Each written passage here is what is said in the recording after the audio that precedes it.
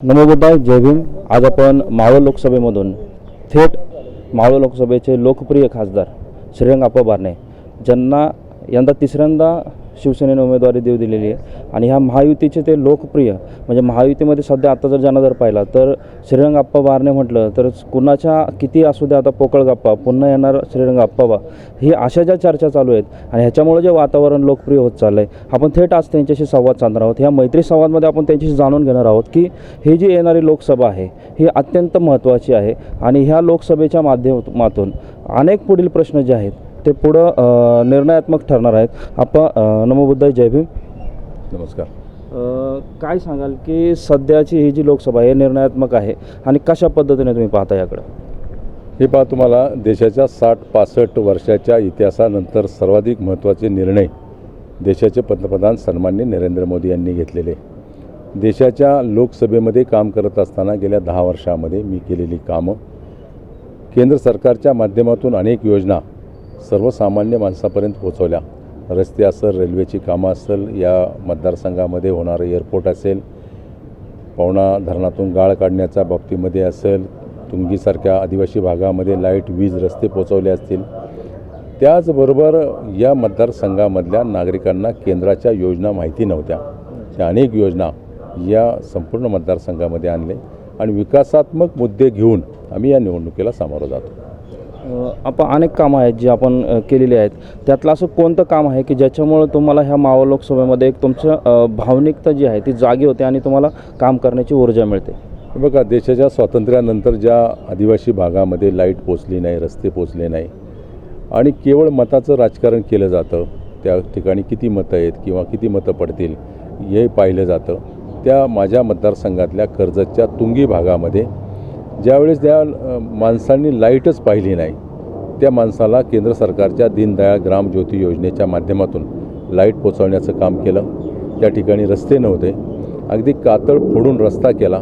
पहिली गाडी त्या गावामध्ये माझी गेली. माझ्या राजकीय जीवनामध्ये मोठं काम कुठलं केलं तर ते मी काम केलं. माझ्या मतदारसंघामध्ये एलिफंटा क्यूज म्हणून येतं, घारापुरी लेणी. त्या घारापुरी लेणीला समुद्राखालून 12 किलोमीटर केबल टाकून त्या बेटावरती लाईट पोचवली. पवना धरणातला गाळ मी स्वतः स्वखर्चाने काढला, शासकीय कुठलाही निधी न वापरता. पाण्याची क्षमता वाढवली. हे काम खरं तर माझ्या जीवनामध्ये खूप मोठं काम, शासकीय कामं कुणी करेल, परंतु काम करत असताना लोकांच्या हितासाठी जनमानसाला जे आवश्यक आहे त्या दृष्टिकोनातून मी केलेलं काम माझ्या दृष्टिकोनातून महत्त्वाचं काम. आपण अलीकडे विरोधक जे आहेत ते वेगवेगळ्या चर्चा करतात आहेत, म्हणजे संविधान बदलण्याची जी प्रक्रिया आहे ती भारतीय जनता पार्टीच्या माध्यमातून हे महायुतीचं सरकार जे आहे ते करत आहे. त्याकडे तुम्ही कशा पद्धतीने पाहत आहे? हे पहा, या देशाला डॉक्टर बाबासाहेब आंबेडकरांनी एक संविधान दिलं. ते संविधान या देशातल्या 18 पकड जातीला न्याय देण्याची भूमिका करतं. या देशाला एकसंघ राखण्याचं काम संविधानाच्या माध्यमातून होतं आहे. जे अशा प्रकारचा आरोप करतात त्यांना डॉक्टर बाबासाहेब आंबेडकर कळले नाही असं मला वाटतं. या देशामध्ये जुने बुरखटलेले जे कायदे होते, ब्रिटिशकालीन कायदे होते, त्याचा या देशातील नागरिकांना फायदा होण्यापेक्षा त्रास जास्त होता.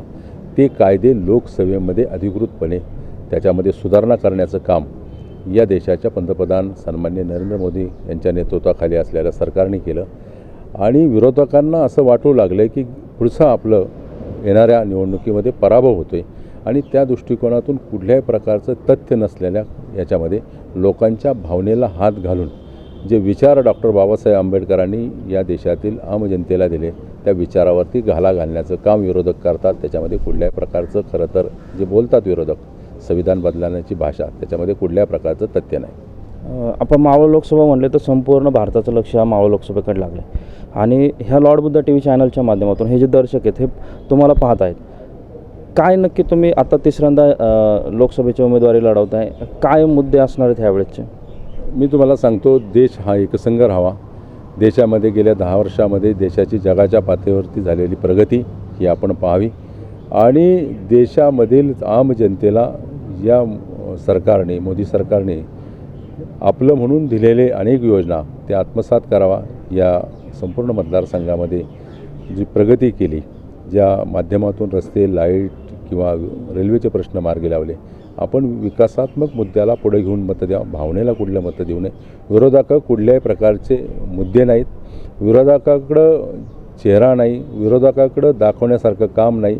आणि मग कुठलं तरी एखाद्या मुद्द्याला हात घालून जनतेला वेगळ्या मार्गाने नेण्याचं चित्र करता. तुमच्या माध्यमातून मतदाराला एवढंच आवाहन करेन, हा देश जगाच्या पाठीवरती बलवान होत असताना, जगाची आर्थिक परिस्थिती मजबूत होत असताना, येणाऱ्या कालावधीमध्ये मोदींच्या नेतृत्वाखाली पुन्हा एकदा एक सक्षम हा देश होतो आहे.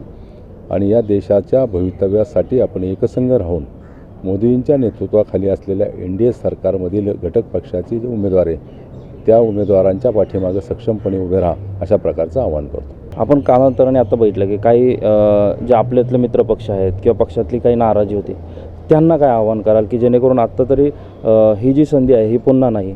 नाही, मी तुम्हाला सांगतो, आता कुठल्याही प्रकारची नाराजी राहिली नाही. विरोधक वेगळ्या प्रकारचं चित्र निर्माण करण्याचा प्रयत्न करतात. आता नाराजी नाही. सगळ्या पक्षाचे प्रमुख नेते बरोबर रोज माझ्या प्रचार फेरीमध्ये असतात. ते वेगवेगळे प्रचार करून सभा देखील घेतात. कुठल्या प्रकारची नाराजी बिराजी काय राहिलेली नाही. जाता जाता आपण काय आव्हान कराल या मतदारांसाठी? मी मतदारांना आवाहन करेल की येत्या 13 मेला मतदान आहे मावळ लोकसभा मतदारसंघातलं. आपण सर्वांनी या लोकशाहीच्या उत्सवामध्ये सहभागी होऊन जास्तीत जास्त मतदान करा. देश गेले 10 वर्ष प्रगतीपदावर आहे. गेल्या 10 वर्षामध्ये मावळ लोकसभा मतदारसंघामधली कामं आपल्याकडं आहेत आणि आपण कामाला, या देशाच्या हिताला, रक्षणाला मत द्यावं. येत्या 13 मेला सर्वाधिक मतदान धनुष्यबाणाच्या चित्राच्या समोर बटन दाबून करावं, अशा प्रकारचं आवाहन करतो. धन्यवाद.